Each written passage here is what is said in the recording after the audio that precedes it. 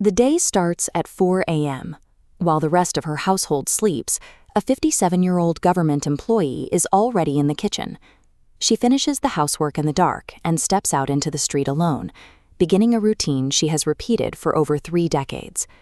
Her life is measured in the miles she traveled to reach her desk. In the early years, she fought for space on overcrowded municipal buses.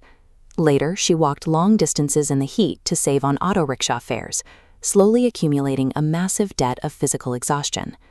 Economists often call this the care economy.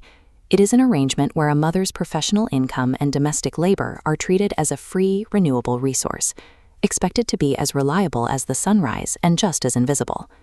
There is a direct link between her rising workload and her family's comfort.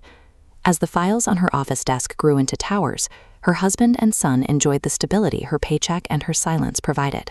Every personal dream she set aside acted as a subsidy for the home.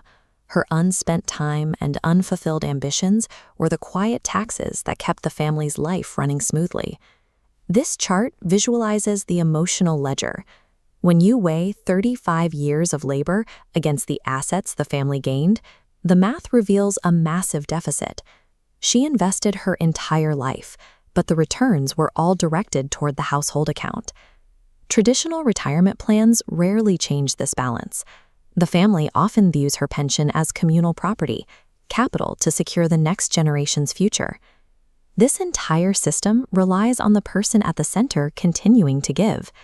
If she decides to stop providing that capital and spends her earnings on herself, it forces the family to face a reality they never planned for.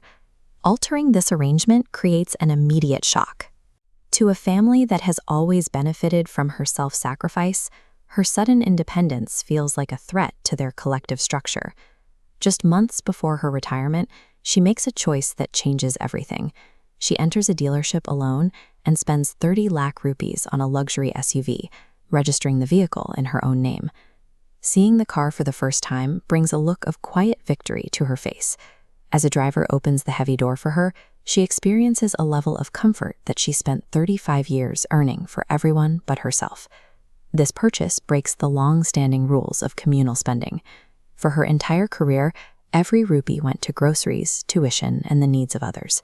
Redirecting such a large sum toward her own pleasure is a total departure from her history.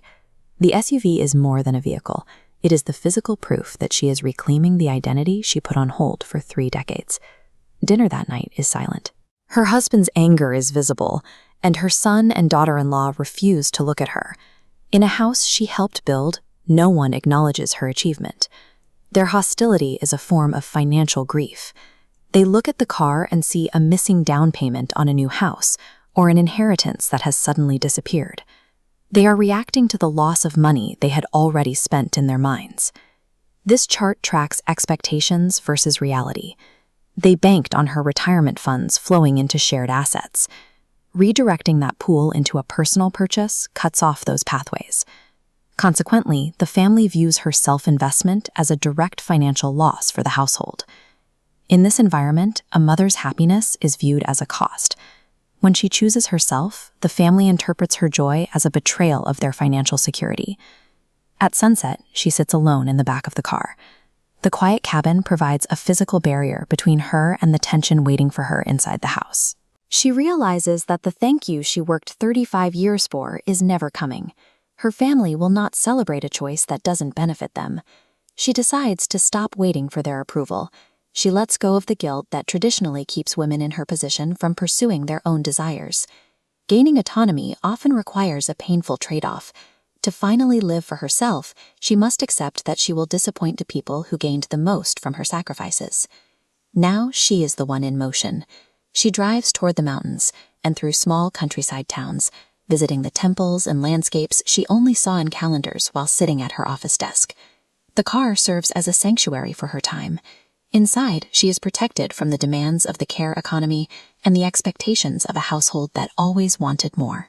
The 30 lakh rupees represent the literal exchange of 35 years of labor for the right to move in any direction she chooses. She finally owns her life. After 35 years, she has achieved the absolute freedom to exist entirely for herself.